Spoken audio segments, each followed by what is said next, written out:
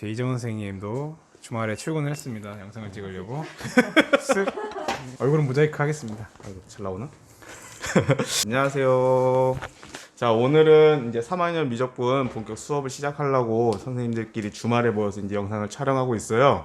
일단 오늘 수열의 극한 단원의 이제 수련과 발산부터 시작해서 이어서 강성진 선생님이 그렇게 말을 하면 될까요? 안 될까요? 자, 오늘은 1차시 수열의 수련과 발산을 선생님이 이제 진행을 할 거고, 강선진 선생님께서는 다음 차시 극한각의 계산을 이렇게 설명을 해주실 거예요. 이렇게 제가 1차시, 3차시, 5차시, 강선진 선생님께서 2차시, 4차시, 6차시 이런 식으로 번갈아 가면서 영상을 찍을 거고, 주가 될 뿐이지 항상 선생님이 옆에서 같이 촬영을 할 거예요. 그래서 여러분들한테 공평한 학습 기회를 제공하려고 노력할 거고, 수업 결손이 일어나지 않게 선생님께서 열심히 준비해서 이제 여러분들한테 수업을 제공하도록 하겠습니다. 자, 그러면 바로 PPT 장면으로 한정훈 선생님이 수업을 진행하도록 하겠습니다.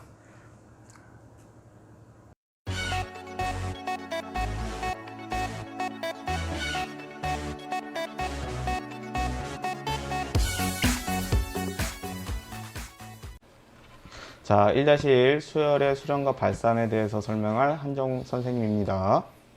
자, 학습 목표 설명드리겠습니다.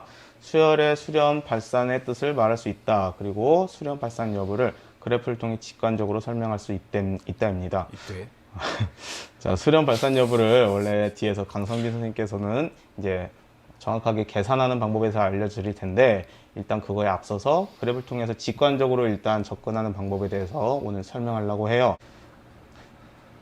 자, 일단 수투에서 함수의 극한에 대해서 배웠고, 이제 미적분에서 진짜 습니다. 수열의 극한에 대해서 배울 건데, 일단 이 두 가지의 차이점과 공통점에 대해서 간단하게 언급하고 넘어가도록 할게요. 일단 정의역을 먼저 보면 일단 우리가 앞에서 배웠던 함수의 극한은 그렇죠, 실수에 대해서 다 정의역의 원소로 택했었어요. 자, 이제 수열의 극한은 지난번에 선생님께서 그 과제 피드백을 할 때 수열의 극한의 정의역은 뭐라고 했죠? 정의역이 자연수이고 자연수죠. 그렇죠. 이게 실수와 자연수라는 차이점이 있어요. 자, 그래서 우리가 선생님은 이제 리미트를 좀 약자로 빨리 쓰기 위해서 이렇게 쓸게요. 좀 이해해 주길 바랍니다. 자, 이런 식으로 해가지고 우리가 함수의 극한에서는 뭐 x가 무한대로 간다, 뭐 이런 것들도 배웠고, 또는 x가 a로 이렇게 간다. 귀엽다. 귀엽죠? 네. 이런 식으로 표현을 했었는데, 일단 그러면 자연수가 정의역인 수열의 극한에서도 비슷하게 뭐 이런 식으로 자연수 n을 써서 무한대로 보내고, 뭐 이런 식으로 될 거라고 우리가 예상은 할 수 있죠. 예상까지는 할 수 있는데, 여기서 차이점이 뭐냐면, 여기 실수가 정의역이기 때문에 이 x는, 그리고 또한 a들은 다 모두 다 실수가 되는 거예요. 그래서 여기선 문제가 없는데, 여기서가 이제 문제가 돼요.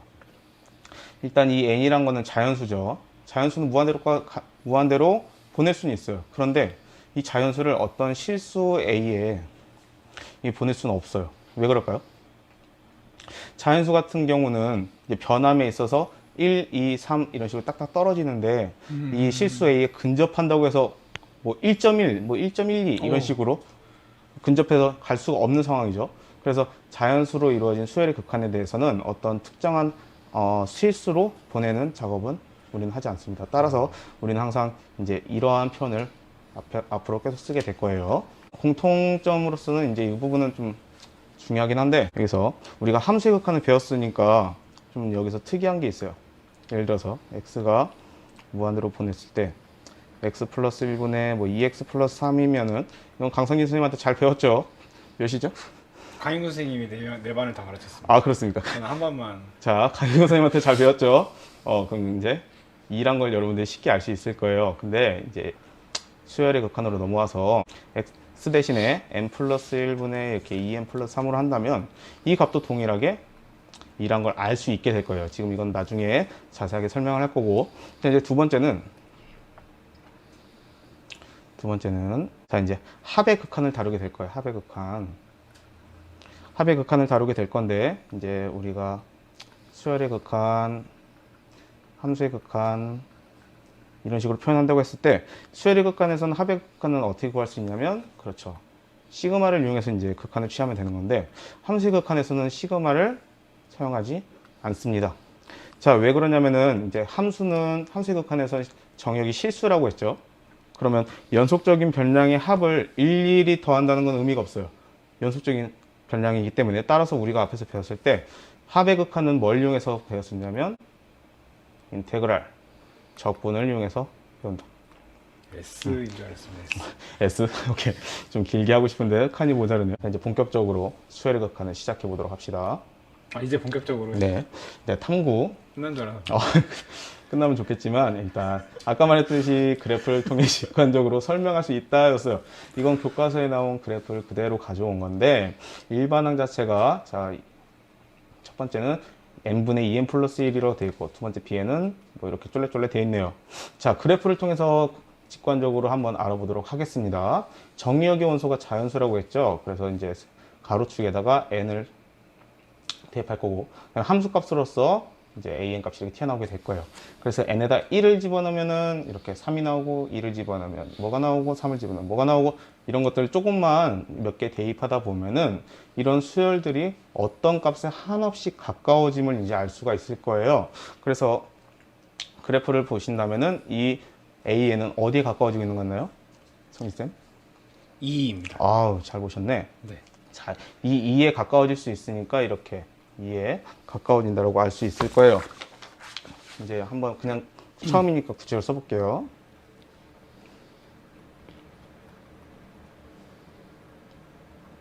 자, 2에 가까워진다고 하고 이제 우리는 얘를 뭐라고 표현할 거냐면 함수극한에서 또 배웠죠. 2에 수렴한다 이와 같이 표현할 거예요. 그러면은 극한값이라고도 말할 수 있는 건가요? 아, 네, 맞아요. 극한값을 이제 뒤에서 정확하게 정의할 건데, 이에 수렴한다가 이 일반항 AN의 극한값이라고 말할 수가 있습니다. 뒤에서 자세하게 넘어가도록 할게요. 자, 이제 BN 같은 경우는 이와 같이 좀 복잡한 식으로 이루어졌는데, 이것도 너무 복잡하다고 생각하지 말고 하나씩 차근차근 대입해 보도록 할게요. 1을 대입하면 2가 나오고, 2를 대입하면 뭐가 나오고, 이렇게 점을 딱 찍다 보면은, 이렇게 막 위아래로 움직이다가 결국은 어디에 가까워진다는 걸 알 수 있죠, 강성진 쌤? 1로 가까워질 것 같습니다. 아, 너무 잘 보네요. 자, 그래서 이것도 1에 가까워진다 이렇게 표현하고 이제 엄밀하게 1에 수렴한다 이와 같이 표현할 수 있다는 얘기예요. 간단하죠? 여러분들 그래프만 볼 줄 안다면 어느 값에 한없이 가까워짐을 우리들은 알 수 있을 거예요. 자, 다음으로 이제 정확한 개념에 대해서 알아보도록 합시다. 자, 아까처럼 일반항 AN이 어떤 특정한 수 알파에 수렴한다라고 하면 처음이니까 좀 자세하게 쓰도록 할게요. n이 이전 쌤이 또 듣고 있어서 그것도 n이 한없이 커질 듣고 있었어. 커질 때 an이 알파에 한없이 가까워진다. 자, 근데 쓸 때도 여러분들 들을 때도 답답하죠. A인이 알파에 수렴한다를 이런 식으로 표현하면은 너무 길잖아요. 그래서 이제 수학에서는 이제 경제적으로 기호를 사용해서 조금 더 간편하게 쓰려고 합니다. 그래서 어떻게 표현을 할 거냐면 LIM 우리 다 알죠? 함수극한에 배웠으니까 n이 무한대로 갔을 때 AN이란 값이 알파로 수렴한다. 이렇게 간단하게 나타낼 수 있어요. 그래서 이 값을 앞에서 설명드렸듯이 극한값이라고 합니다. 또는 극한이라고도 합니다. 함수에서랑 차이는 뭐예요? 여기서 함수에서의 차이는 뭘까요? NEX. 오케이, 그 차이? 그리고 AN이 FX가 있네요. 그 차이. 그러겠네. 오케이. 그것도 언급할까요? 아니요, 선생님 편하게 하세요. 내가 너무 개입하는 거? 아니, 그래서 아까 전에 앞에서 차이점을 하긴 했는데. 아, 맞아. 자, 이렇게도 쓸 수 있어요. n이 이렇게 무한대로 갈 때 an은 알파로 간다. 와우. 근데 이것보다는 1번을 쓰는 것을 추천드립니다. 자, 이제 세 번째로는 an 자체가 어떤 상수 c로 이게 표현이 된다고 하면 와. 이거에 대한 극한값은 뭐가 될까요? n의 영향을 받지 않고 상수가 일정하게 반복되죠. c. C에 어디? 가까이 하나씩 가까이 가 좋아요. 있고 C니까 어허. 그냥 C라고 할 수 있겠습니다. 아우 너무 훌륭합니다. 훌륭합니다. 맞아요? 네, 아주 맞아. 좋아 잘하고 있어요. 자, 여기까지 이제 간단히 하고 이제 그거에 관련된 문제를 하나씩 풀어보도록 할게요. 아까 커피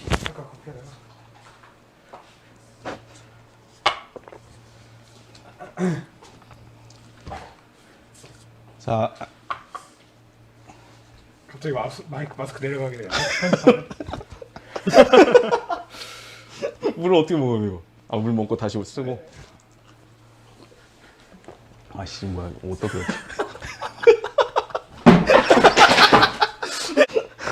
이게 뭐야 이거? 왜 그래 이건 또? 자 문제. 자 문제 1. 일반항 n분의 n-1을 한번 그래프로서 직관적으로 표현해 볼게요. 1을 집어넣을 때는 그렇죠 0이 나오죠. 그 다음에 2를 집어넣으면 2분의 1, 3분의 2, 4분의 3 이런 식으로 표현이 되는데 결국 이렇게 계속해서 대입하다 보면 우리는 어디에 수렴할 수 있는 걸 알 수 있냐면 어디에 수렴할지 알 수 있냐면 이 선에 가까워진다는 걸 알 수 있어요. 이 선을 이제 여러분들이 직접적으로 한번 계산을 해보다 보면 결국은 1에 가까워진다는 걸 우리가 알 수 있게 될 거예요. 그래서 극한값은 1이다 이렇게 표현하면 되는 거고 이때도 이제 상수수열로서 3333이 표현이 되니까 찍어보면 이런 식으로 같은 값으로서 쭉 나열이 된다는 걸 알 수 있고 이것도 똑같이 정근선으로 알아보면 좀 삐뚤어졌지만 일정하게 3으로서 같은 숫자가 나온다는 걸 알 수 있게 돼요. 그래서 극한값도 3이 된다. 자 이거 같은 경우는 n제곱분의 1이니까 1을 집어넣으면 1이 나오고 2를 집어넣으면 4분의 1이 나오면서 점차 이렇게 줄어들 건데 성님쌤 여기 마이너스로 나올 수가 있을까요 없을까요? 마이너스로 가려면 네네. 분자가 양수니까 분모도 양수잖아요. 오케이. 그러면 항상 x축 위에 있어야 될 것 같아요. 좋습니다. 자 이렇게 항상 이 함수값 자체 즉 수열값 자체는 양수이기 때문에 절대 아래로 내려갈 수는 없어요. 아래로 내려갈 수는 없고 결국 어디에 가까워진다는 걸 알 수 있냐면 그렇죠. x축인 0에 가까워진다는 걸 알 수 있다. 이렇게 따라서 3번은 극한값이 0이 나옵니다. 자 4번 같은 경우는 음수도 나올 수 있으니까 이렇게 좌표축을 조금 움직여 보도록 할게요. 네. 자 다시 한번 해보겠습니다. 1을 집어넣으면 마이너스 1이 나오고 2를 집어넣으면 2분의 1, 마이너스 3분의 1, 4분의 1 이런 식으로 쫄래 가가지고 결국은 이 값도 x축에 가까워진다는 걸 알 수 있죠. 이렇게. 그래서 이 극한값도 0이란 걸 알 수 있게 됐어요. 아직 조작이 미숙해서 이렇게 0이 나온다는 걸 알 수 있게 돼요. 그래프로 그리는 게 굉장히 좀 힘들죠. 언제 또 이거 좌표 평면 그려놓고 점을 다 찍고 계산하고 예측하고 그죠? 자 그러면 이걸 이제 다음 시간에 성일쌤이 조금 더 계산하는 방법에 대해서 이제 소개하려고 하니까 지금은 연습한다 생각하고 차분하게 몇 개만 그려보는 식으로 좀 진행하시면 될 것 같습니다. 선생님들도 그래프를 안 하잖아요. 그죠? 못 쓰겠어 나. 아니 힘들어. 자 이제 어떤 수열이 항상 어떤 값에 한없이 가까워지는가 이런 부분에 대해서 어떻게 생각하세요? 항상 가까워지는 것만 되나? 하나씩 빨리 끊어, 빨리. 가까워질 수 있다 항상 없다? 어떤 값에 가까워질 수 없습니다. 없어 없단 말이에요. 자 그러면 한번 얘를 생각해 볼게요. 얘를 한번 생각해 본다면 AN 같은 경우를 뭐로 설정하면 안 가까워지면서 이렇게 수렴하지 않게 될까요? n으로 하면 점점 커지지 않을까요? 오케이 계속해서 숫자가 커지는 거니까 이렇게 한번 n으로 설정해 보고 체크해 볼게요. 금방 그리겠습니다. 자 1을 집어넣으면 1, 2를 집어넣으면 2, 3을 집어넣으면 3 y는 x 그래프처럼 이렇게 점이 정액이 자연수가 되면서 점이 나타나게 되는데 결국 이거는 한없이 가까워질 수가 없잖아요. 그죠? 네. 자 그래서 이거 같은 경우는 수렴하지가 않게 돼요. 1차 함수의 모양이군요. 그렇죠. y는 x 길이가 1인 직선 형태인데 자 그러면 항상 수렴하지 않으면 수렴하지 않습니다. 계속 말하기엔 너무 이것도 경제적이지 않죠. 어떤 단어가 도입될 필요성을 느끼게 되는데 이제 수렴하지 않는 경우를 우리가 이제 뭐라고 할 거냐면 안수렴. 좋네요. 자 지워주세요. 아. 오, 그냥 발산이라고 합니다. 아나 때문에 시간이 길어지는 것 같아. 아 죄송해요. 아니 내가 드립을 잘 못 받아줬어. 자 이제 수렴하지 않는 경우를 이제 정의하기 위해서 새로운 용어의 도입이 필요하겠네요. 성희 씨 뭐라고 하면 좋을 것 같아요? 이미 나와 있잖아요, 선생님. 지우고 버렸어. 자 이제 수렴하지 않는 경우에 대해서 터졌어. 물한대. 자 수렴하지 않는 경우에 대해서 용어의 도입이 필요할 것 같은데요. 성민 쌤 그럼 수렴하지 않는 경우는 뭐라고 하는 게 좋을까요? 그냥 뻗어나가는 것 같아서 발산이라는 표현을 쓰면 좋을 것 같습니다. 아 정확합니다. 너무 똑똑해요. 그래서 수렴하지 않는 경우는 우리는 앞으로 발산이라고 이제 표현하려고 합니다. 이거에 관련된 예를 이제 교과서 가져와 봤는데 교과서에는 이 두 가지 예가 돼 있어요. an이 이렇게 n제곱으로서 표현이 되는 경우, n제곱으로서 표현되는 경우, bn이 1-2n 좀 복잡하게 생겼지만 안 복잡해요. 하나씩 대입해 보면 이와 같이 점을 찍다 보면 이건 위로 향한다는 걸 알 수 있고 이렇게. 네. 얘 같은 경우는 점을 아래로 내려갈 수도 있네요. 이렇게. 아, 저 그러면은 아까 전에 발산이라고 하기로 했는데 발산은 몇 가지 종류가 있는 거지? 지금까지는? 두 가지. 두 가지 형태까지는 우리가 아직 발견했네요. 그래서 위로 발산, 아래로 발산. 이건 별로 좋은 표현 같진 않아요. 그죠? 그래서 이런 표현에 대해서도 이제 우리가 정의를 하기 위해서 한번 다음 페이지로 넘어가 보도록 하겠습니다. 자, 이제 선생님 개념을 미리 써놨는데 아까 전처럼 이렇게 위로 발산하는 경우 이걸 어떻게 표현할 거냐면 양의 무한대로 발산한다고 표현할 거예요. 이렇게 양의 무한대로. 자, 그래서 이걸 한번 정의를 다시 구체적으로 해보면 간단하게 써보면 n이 점점 커질수록 an의 값이 어디 가까워지는 것이 아니라 한없이 커져요. 그래서 이와 같은 표현을 할 때 양의 무한대로 발산한다 이렇게 말로 표현합니다. 자 그럼 이것도 똑같이 기호로서 표현할 수 있겠죠. 기호로서 표현하면 리미트 n이 무한대로 갈 때 an 자체가 양의 무한대로 발산이니까 함수각탄 다 배웠을 거예요. 플러스 무한대로 간다 이렇게 표현하면 되고, 자 이제 반대로 음의 무한대로 발산한다 이걸 표현하면은 똑같이 n이 한없이 커지면 커질수록 an의 값은 양수가 될 수 없겠죠. 일정 수준 이상부터는 네. 값이 음수이면서 절대값이 하나씩 커진다. 절대값이 한없이 커진다. 왜냐면 크기만 이제 우리가 표현하기 위해서 절대값을 씌웠어요. 자, 이때 음의 무한대로 발산하고 또 기호로서 똑같이 리미트 an이 n이 무한대로 갈 때 마이너스 무한대로 이렇게 표현해주면 됩니다. 성진쌤 이제 한번 질문해 볼게요. 리미트 an이 이게 플러스 마이너스 무한대로 이렇게 표현된다고 했을 때 이것도 극한값이라고 할 수 있나요? 아마 극한값이 아니기 때문에 질문한 거라고 생각합니다. 아 정확해. 아이고, 출제자의 의도까지 파악하는 아주 훌륭한 학생. 너무 멋집니다. 자 그러면 이제 플러스 마이너스 무한대로 표현됐을 때는 극한값이 아니라 뭐라고 하냐면 극한값이 없다. 자 하나 질문해 볼게요. 만약 시험 문제에서 극한값을 구하라고 했는데 나 몰라 찍어야지 플러스 무한대 이런 거 쓰면 될까요 안 될까요?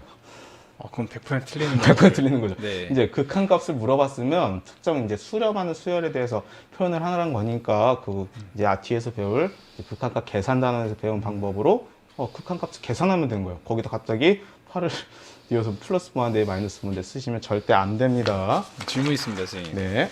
그 수열이 네. 앞에서는 양수이다가 마지막에 뒤로 가서 마이너스 무한대로 발산을 하면은 그것도 음의 무한대로 발산한다고 하는 건가요? 네, 맞습니다. 아. 좋은 질문이에요. 극한이기 때문에 유한에서만 생각하는 것으로 우리가 판단한 것이 아니라 무한으로 확장해서 생각하는 거잖아요. 앞에서 양음을 막 반복하더라도 특정 아주 큰 숫자 이후에 계속해서 음의 값이 형성이 된다면 음의 무한대라고 이제 표현할 수가 있어요. 아주 좋은 질문입니다. 앞에서 양이든 음이든 관계가 없군요. 네, 좋습니다. 자, 이거를 한번 대충 보면 막 여기서 막 왔다 갔다 하다가 갑자기 특정 수열로서 막 이렇게 표현이 돼요. 이렇게 되더라도 얘는 마이너스 무한대라고 이제 할 수 있게 되는 거예요. 와우. 이해가나요? 친절한 좋아요. 감사합니다. 네. 뭐 이제 만약 계속 반복되는 경우도 이제 있을 거라고 예측하는 예측하는 친구가 있을 수도 있죠. 이제 그거에 대해서도 한번 생각해 보려고 해요. 그래서 다음에 발산은 항상 양 또는 음의 무한대로 발산만 가능하냐? 아까 전에 잠깐 언급했듯이 위아래로 계속해서 반복하는 그런 경우도 있겠죠. 그죠? 네. 자, 그래서 대충 그래프를 그려보면 뭐 자꾸 대충 한다고 하는데, 성리쌤이 자세히 할 거고. 성리쌤 어떻게 생각하세요?